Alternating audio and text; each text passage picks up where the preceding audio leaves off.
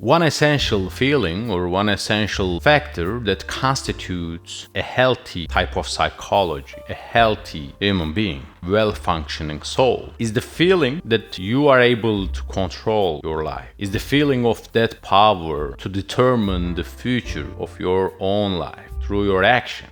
So you decide to do something and you start working on it and then you achieve it. You decide to do something in and with your life, for example, identify a problem and solve it or get better at doing something, then you start working on that thing and through time, through action and practice and work, you manage to get what you want, right? You achieve your purpose, you achieve your goal. So you want to lose weight, for example, so you start dieting and going to the gym. You identify the work that has to be done in order to achieve the purpose you want to achieve, and then you go and do the work. And then at the end of the day, with time, in the future, you achieve that thing if you put in the necessary effort and work, right? But in one type of pathological working of the psyche, in one type of dysfunctional psychology, the person cannot feel that power within himself or herself. The person deep down perhaps, but feels as it were he or she is ineffective. They are going to be ineffective regardless of what they do in shaping their own lives and futures. So at the level of consciousness or thought, of course the person knows, for example, if they diet, go to the gym, they are going to lose weight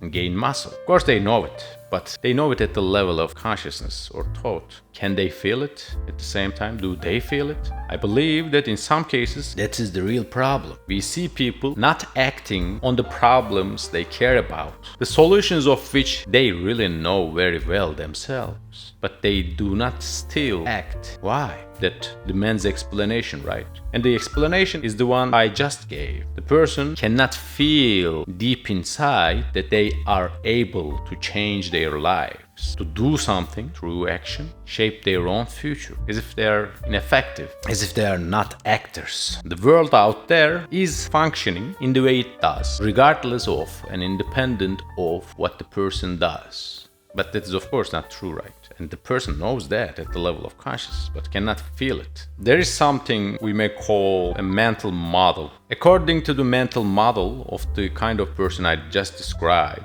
subject itself is not capable of exerting power and influence over the world within which it is situated.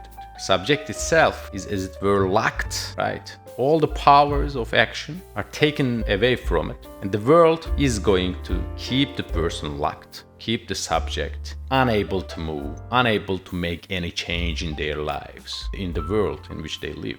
That is the mental model that has been internalized by such a person. Of course, through therapy, the person must work on transforming that unhealthy mental model, probably internalized during childhood or even later, through traumatic experiences. Indeed, in one type of case, in a traumatic period of life, the person is really unable at all to change the surroundings, the world around him or her. In that world, during that traumatic phase of life, the subject suffers a lot and suffers so deeply that the misconception that the world is always like that, is always going to be like that, that misconception is thereby built through those traumatic experiences in that traumatic phase. After trauma, the person still feels as if the world out there is the same as the world of his or her traumatic phase. Although it changed, the person, the soul of the person, the emotions and the thinking of the person haven't yet recognized the change, haven't yet acknowledged the new world. And that is exactly what trauma means indeed.